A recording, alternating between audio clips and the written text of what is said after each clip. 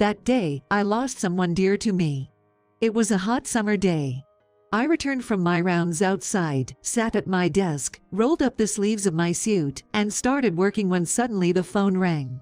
Bolivia. Liam had an accident. The caller was my mill, terribly distraught. The moment I heard that, I grabbed my things, left work, and headed to the hospital I was told about. Entering the hospital about an hour later was honestly terrifying. But I had to go.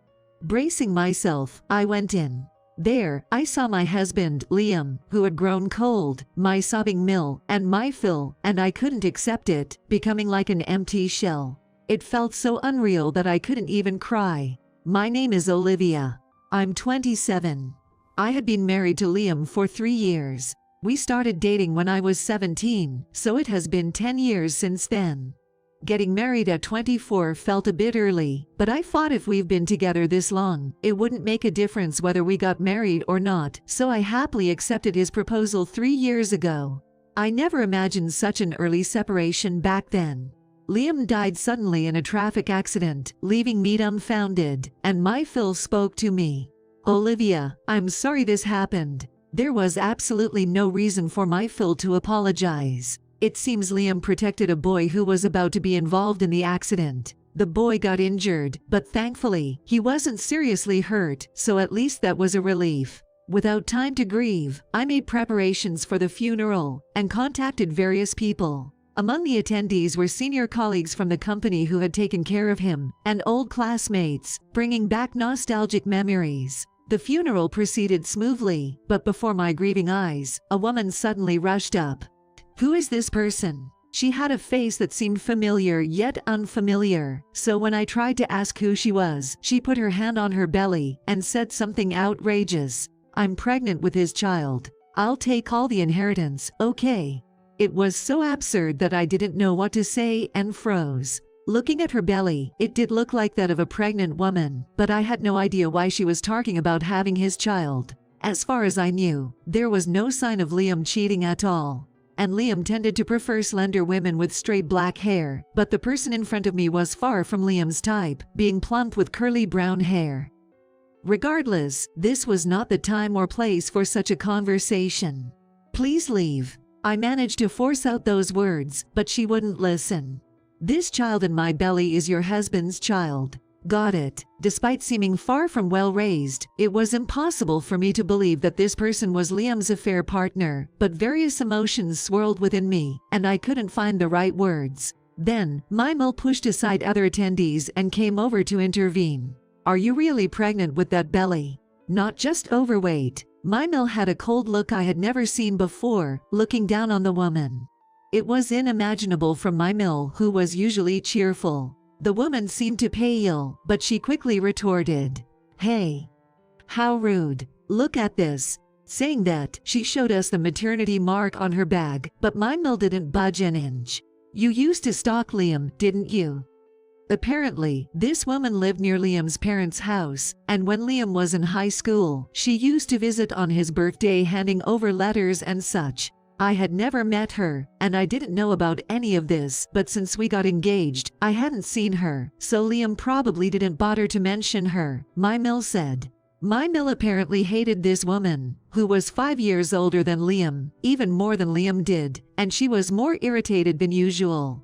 Don't start telling such lies in a place like this, have some shame. Even when told that, the woman in front of me didn't falter. It's not a lie.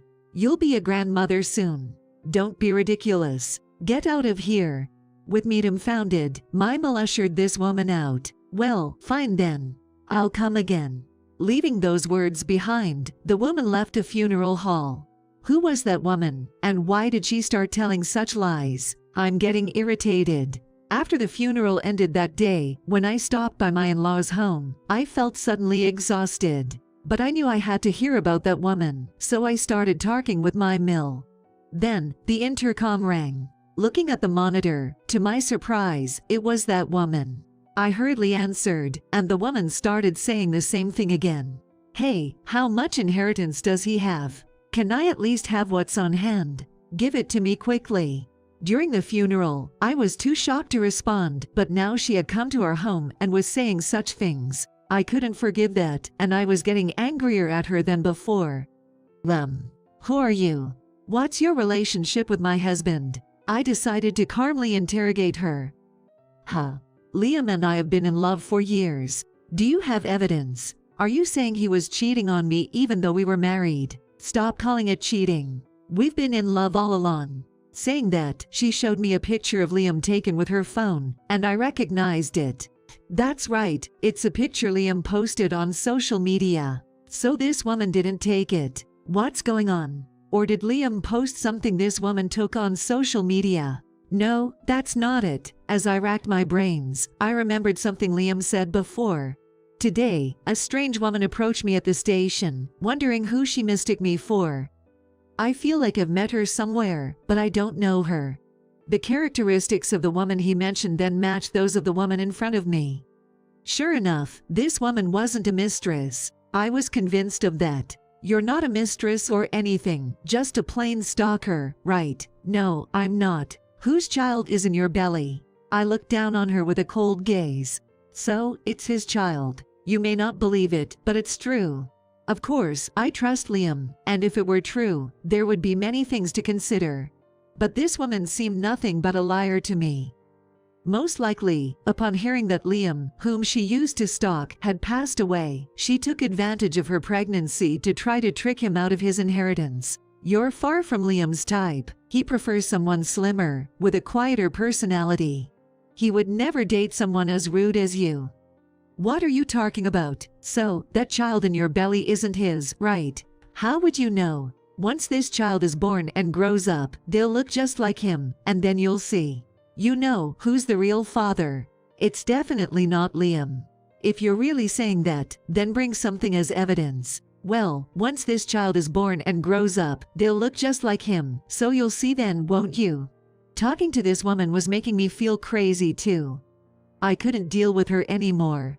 Anyway, it's an absolute lie that it's his child. I'm certain of it. So I won't give you a single cent of the inheritance.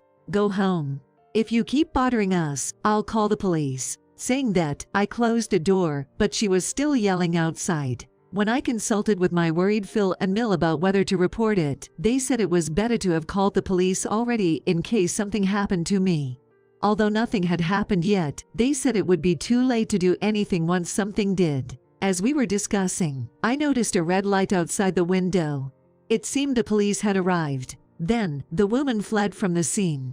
There was much to discuss, but I was too tired today, and I didn't have the energy for it. The police understood our situation and left, saying to report anything else if necessary. Both my in-laws must be tired, so I told them I'll visit another day and walked back home, which is about a 10-minute walk away.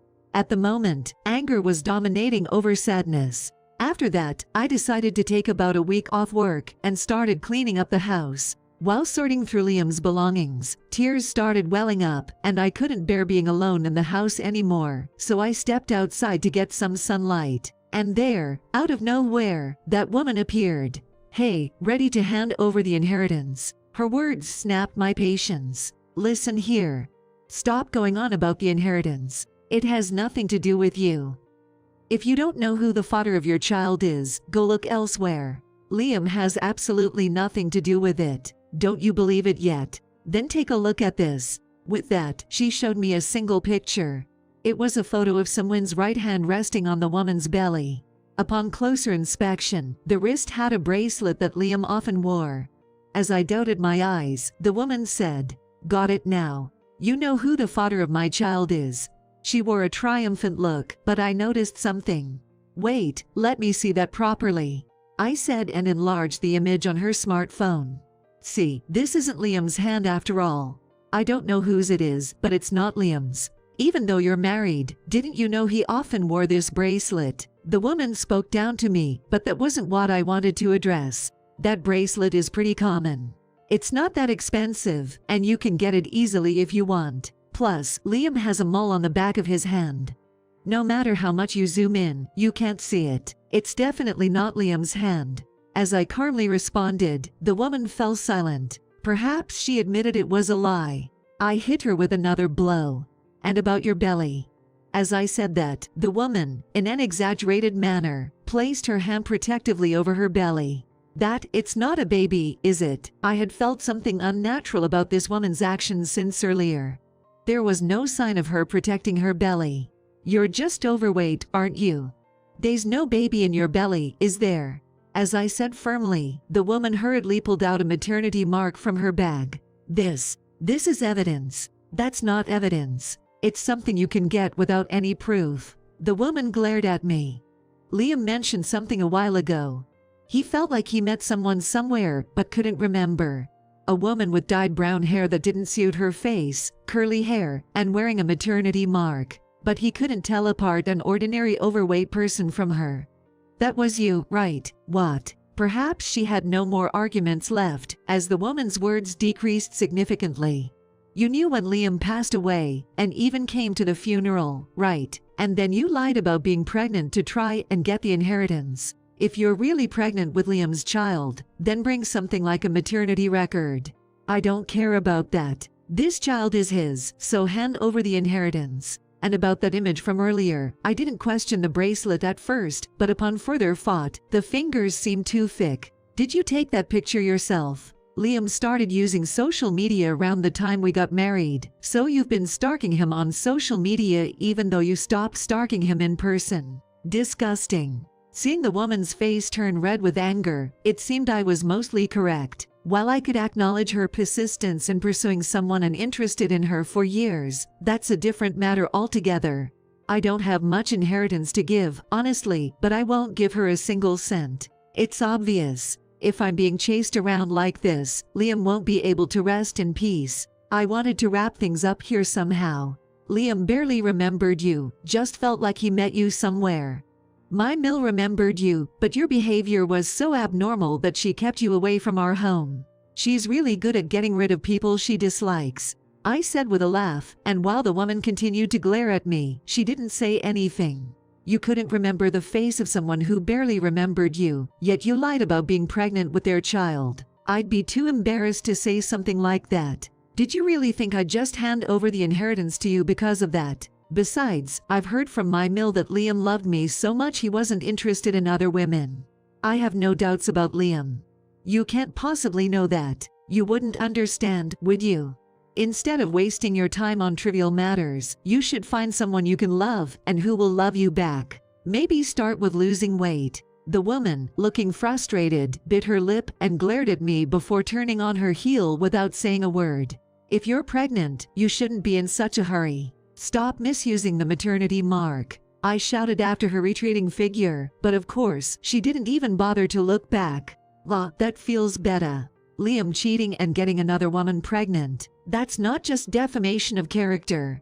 But surely, that woman must have learned her lesson by now. After that, while sorting through Liam's belongings, I found a letter and picked it up. It seemed to be something intended to be given to me on our anniversary next month. It expressed gratitude towards me and contained his feelings for me, reaffirming that Liam indeed loved me. Tears welled up as I read it. I'll cherish this letter dearly. It's been a month since Liam passed away, and I spent our anniversary alone, but reading the letter again, I decided to continue living strong. Around that time, I started feeling unwell, and I thought it might be stress from Liam's absence, but when I went to the hospital just to be sure, the doctor told me something unexpected. I was pregnant, and it was undoubtedly Liam's child, conceived shortly before his accident. I cried tears of joy at this miraculous turn of events. Though I'll be a single mother, I vowed to raise Liam's child no matter what, and even informed him at his grave.